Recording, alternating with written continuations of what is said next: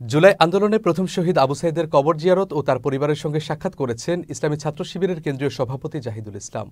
রংপুরের পীরগঞ্জে মঙ্গলবার কবর জিয়ারত শেষে তিনি বলেন, বাংলাদেশে চীন সরকারের সহায়তায় 1000 শয্যা বিশিষ্ট হাসপাতাল স্থাপনের জন্য উপযুক্ত জায়গা হিসেবে রংপুরকে বেশি প্রাধান্য দেওয়া দরকার।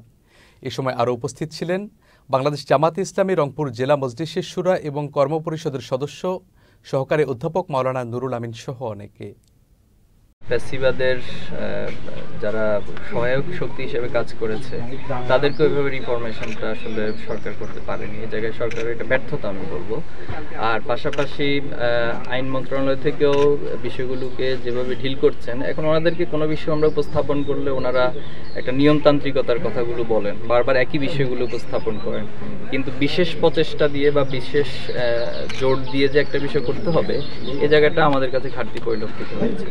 আমরা আশা করব ওনারা, এটা আপনাদের দাবি, আমাদের দাবি, এটা সারা বাংলাদেশের সবার প্রাণের দাবি, যে যারা সত্যিকার অর্থে এই অন্যায়গুলো করেছে তাদের যেন অবশ্যই বিচার হয়।